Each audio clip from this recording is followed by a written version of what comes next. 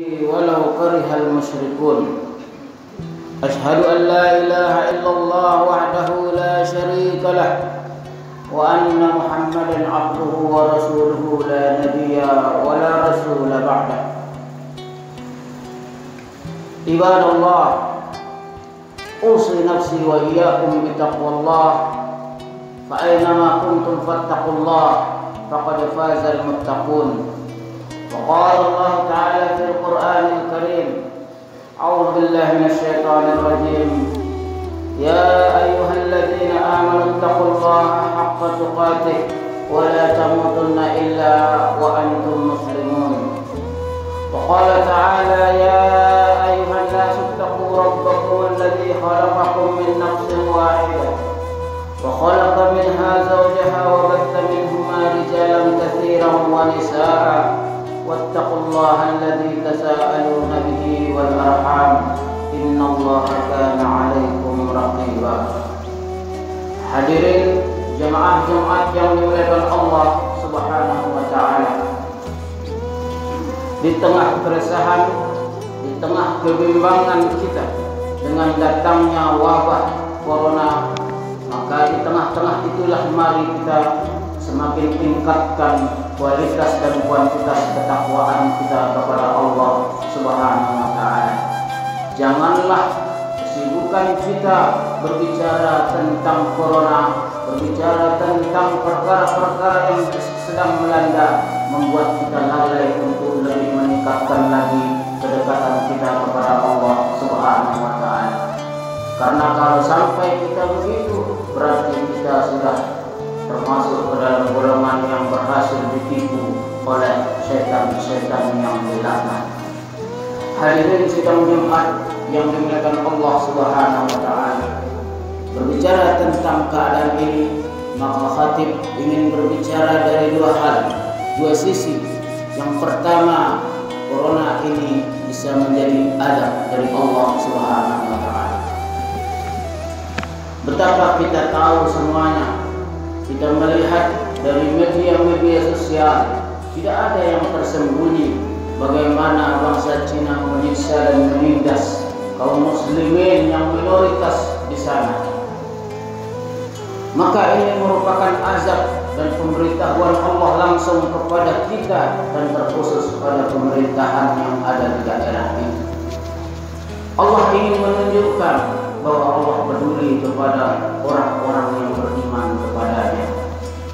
Hadirin sidang Jumat yang dimuliakan Allah Subhanahu wa taala. Ketika kemarin berjuta-juta umat Islam dipenjara hanya karena iman mereka dengan berdalih berbagai macam alasan, tapi kenyataannya semata-mata itu hanya karena iman mereka kepada Allah Subhanahu wa taala. Mereka dipenjarakan, mereka dikarantina, disiksa. Lalu sekarang Allah tunjukkan mereka pun harus diisolasi, harus dikarantina. Ketika mereka memaksa kepada wanita-wanita Islam, wanita-wanita yang muslimah, mereka larang untuk berjilbab, apalagi sampai bercadar. Mereka harus menggunakan pakaian layaknya laki-laki, bahkan lebih buruk dari laki-laki. Lalu mereka dipaksa oleh keadaan, dipaksa oleh Allah dengan caranya sendiri. Mereka harus menutup diri mereka dengan masker, menutup wajah mereka agar mereka membuka hati ada apa dengan dirinya. Ini teguran dari Allah Subhanahu wa taala. Di saat dimana mereka dulu membunuh orang-orang Islam yang tidak berdaya, wanita-wanita mereka diperkosa, mereka bebas masuk ke rumah orang Islam, tidak boleh dicegat. Kalau ada orang Islam yang melarang orang lain masuk ke dalam ke rumah mereka, maka mereka akan ditangkap. Maka beberapa daripada orang kita yang dibuka pintu hatinya oleh Allah untuk melihat dan menelusuri apakah ini fakta atau hanya berita belaka, maka orang-orang kita mudah-mudahan Allah kuatkan mereka dan beri perlindungan kepada mereka. Mereka ke sana berangkat dengan harta mereka, dengan jiwa mereka. Kita tidak seperti mereka. Mereka meluangkan waktu dan harta hanya untuk mencari di mana mereka dapat menyaksikan dengan sendiri betapa banyak orang-orang Islam sholat saja mereka harus bersusah payah untuk mensiarkan agama-agama Allah ini. Sesuatu gerakan atau suatu amalan ibadah yang secara terang-terangan akan ditindak oleh pihak pemerintah. Betapa orang Islam di sana sengsara. Maka kita harus bersyukur di sini kita sholat dengan bebas, tak ada seorang pun yang melarang. Tapi di sana untuk mereka sholat pun mereka memperjuangkan nyawa mereka.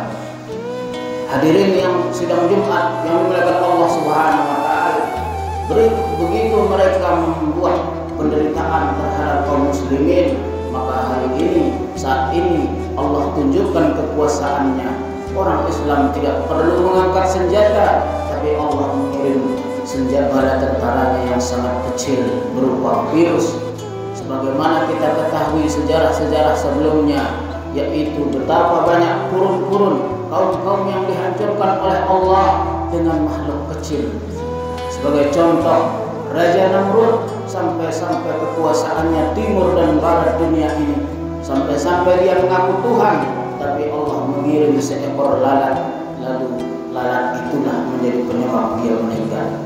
Maka ini sebagai pelajaran bahwa orang yang sombong dan congkak, bahkan berani melarang, melanggar perintah Allah secara terang-terangan, maka tunggulah Allah akan menjadi musuh pertamanya.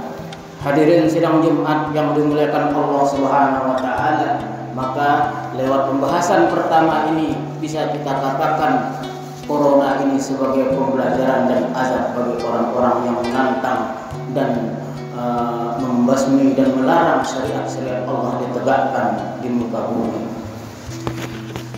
Lalu yang kedua, kita sebagai orang Islam, orang yang beriman kepada Allah Subhanahu wa taala, kita akan mengambil ini sebagai rahmat dari Allah untuk kita. Dalam sebuah hadis Rasulullah SAW menjelaskan yang diriwayatkan dari Aisyah radhiyallahu anha, bahwasanya ketika Sayyidatina bertanya kepada Rasulullah tentang wabah taun, maka Rasulullah SAW menjawab,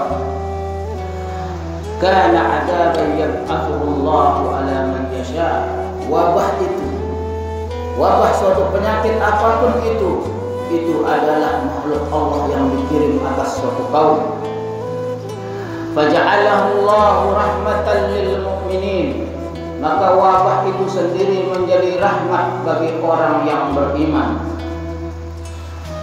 Falaysa min 'abdi yaqa'u ta'una fayamkutu fi baladihi sabira. Maka tiadalah seorang yang beriman kepada Allah dan Rasulnya, lalu kelompoknya atau daerahnya ditimpa oleh suatu wabah, lalu dia tinggal dan diam dalam keadaan sabar di sana. Wa ya'lamu annahu la yusibahu illa ma kataballah. Sementara di hati mereka tertancap sebuah keyakinan bahwa semua virus keadaan yang terjadi saat ini tiadalah akan terjadi kecuali itu semua sudah ditetapkan oleh Allah Subhanahu wa taala. Maka dia berkeyakinan bahwa tubuh ini milik Allah, virus itu juga milik Allah. Jika Allah ingin mempertemukan, maka Allah akan melakukan apa yang Dia kehendaki. Maka virus menjadi penyebab kita meninggal karena itu sudah menjadi takdiran Allah. Lalu ketika dia meyakini bahwa virus ini milik Allah dan tubuh ini juga milik Allah, dan Allah sendiri tidak menghendaki virus itu hinggap di tubuh ini, maka bagaimanapun virus berkeliaran di sekitar kita, kalau Allah tidak mengizinkan maka itu tidak akan terjadi. Lalu di ujung ayat, di ujung hadis Rasulullah SAW menjelaskan, illa kana lahu mithla ajri syahid. Orang yang terpaksa kena virus karena wabah di daerahnya, maka dia mendapatkan pahala seperti mati syahid. Dengan syarat apa? Pertama, dia bertawakal kepada Allah, dia yakin semuanya itu adalah takdir Allah, lalu dia usaha untuk menghindar diri. Karena dalam sebuah hadis Rasulullah SAW menjelaskan ketika wabah itu datang pada daerahmu, maka engkau jangan keluar. Dan ketika kau mendengar dalam suatu daerah ada wabah, jangan engkau masuk kepadanya. Begitu jalan keluar yang diberikan oleh Rasulullah sallallahu alaihi wasallam kepada umatnya. Hadirin sidang Jumat yang dimuliakan Allah Subhanahu wa taala, maka kita sebagai orang-orang yang beriman mengaku diri kita mukmin kepada Allah Subhanahu wa taala, langkah yang dapat kita ambil adalah pertama, tegakkan nahi dan mungkar. Tegakkan nahi dan mungkar.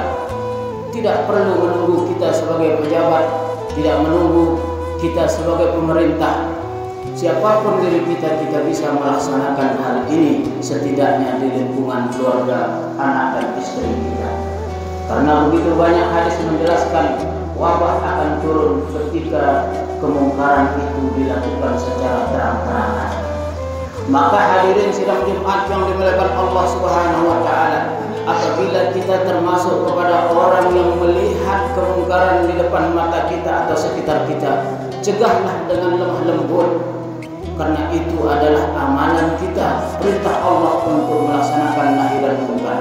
Dan apabila kita termasuk kepada orang yang berbuat dosa, lalu kita ditegur oleh saudara kita, sadarlah, jangan kita mengangkat suara, karena orang saudara yang sedang menegur kita hakikatnya sedang menjalankan perintah Allah Subhanahu wa taala. Itu semua bukan untuk kemaslahatan yang menegur kita, tapi justru untuk kemaslahatan diri kita yang ditegur. Karena kalau azab datang, tidak pandang bulu, yang saleh, yang tidak, yang baik, yang tidak, semuanya akan kena. Lalu langkah kita selanjutnya adalah bertawakal, berserah diri kepada Allah Subhanahu wa taala dan memperbanyak doa kepada Allah Subhanahu wa taala. Doa perlindungan. Hadirin sidang Jumat yang dimuliakan Allah Subhanahu wa taala, segala macam ujian apapun itu kita diberikan dan ditimpakan kepada kita bukan sama sekali untuk kita selesaikan sendiri. Allah ingin tahu apakah kita berserah diri kepada Allah, apakah kita menjadi seorang makhluk yang butuh kepada Allah. Apakah ketika ada wabah dan penyakit dan malapetaka yang kita terima, adakah kita memanjatkan doa, meminta bantuan, ataukah kita dengan sombongnya akan menyelesaikan masalah ini sendiri? Allah ingin tahu itu. Maka langkah pertama adalah ketika masalah terjadi pada kita, pertama kali adalah minta tolong kepada Allah. Fa idza sta'anta fasta'in billah. Ketika minta tolong, pertama kali kita berserah diri dan minta tolong kepada Allah Subhanahu wa taala. Karena ini sebagai bukti bahwa kita tidak sombong sebagai makhluk yang kecil. Maka kalau kita ketika mendapatkan wabah ini, lalu kita lupa berdoa, kita lupa minta tolong perlindungan kepada Allah, apa artinya kita? Kita seperti makhluk kecil yang sangat sombong, tidak perlu dan tidak butuh kepada Tuhannya. Maka Allah akan murka. Hadirin sidang Jumat yang dimuliakan Allah Subhanahu wa taala, maka perbanyaklah doa dan minta tolong kepada Allah, dan kuatkanlah kunut-kunut kita. Itu merupakan salah satu penolak bala. Di ujung kunut kita selalu mengatakan Allahumma kshif anna minal bala'i wal waba. Maka tingkatkan kunut. Yang mulai ragu tentang kunut, lakukan sekarang kalau ingin selamat dengan corona. Karena itu salah satu doa yang berisikan percis seperti itu. Allahumma kshif anna minal bala'i wal waba. Wabah adalah virus, maka tingkatkan doa. Dan banyak doa yang lain, misalnya bismillahilladzi la yadurru ma'asmihi syai'un fil ardi wa la fis samaa'i wa huwas samii'ul 'aliim. Itu banyak juga. Intinya adalah mari kita serahkan diri kita kepada Allah sepenuhnya, tingkatkan kualitas keakidahan kita, kualitas keyakinan kita kepada Allah Subhanahu wa taala. Barakallahu li wa lakum bil Qur'anil azim. Wa nafa'ani wa iyyakum bima fihi minal ayati wa dzikril hakim. Wa taqabbala minni wa minkum tilawatahu innahu huwas samiul basir. Aqulu qawli hadza astaghfirullah li wa lakum fastaghfiruh innahu huwal ghafurur rahim. Allahumma shalli ala Muhammad. Allahumma shalli ala sayyidina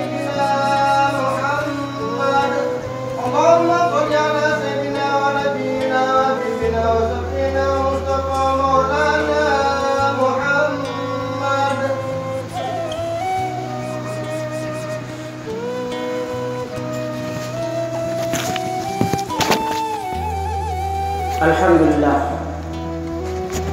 Alhamdulillahilladzi an'ama 'alaina kulla ni'am.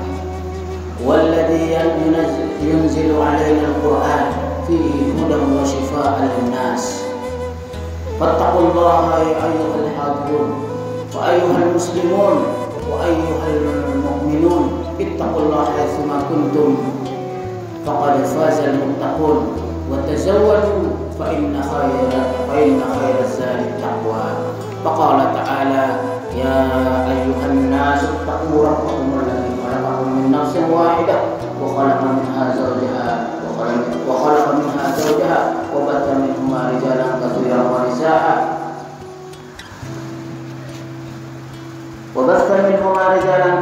wa nisaa wattaqullaha alladzi tasaaluna bihi wal arham innallaha kana 'alaikum raqiba. Wa'lamu anna Allah amarakum bis-salati 'alan nabi sallallahu alaihi wasallam faqala innallaha wa malaikatahu yusholluna 'alan nabi ya ayyuhalladzina amanu shallu 'alaihi wa sallimu taslima. Allahumma shalli 'ala sayyidina Muhammad wa 'ala ali sayyidina Muhammad wa 'ala man tabi'ahum bi ihsanin ila yaumiddin. Warḍallahu 'anil khulafa'ir rasyidin Abi Bakar wa Umar wa Utsman wa Ali wa an sya'iril ashabi ajma'in. Allahumma ighfir lana wa liwalidina wa liman lahu haqqun 'alaina wa li jami'il muslimin wal muslimat wal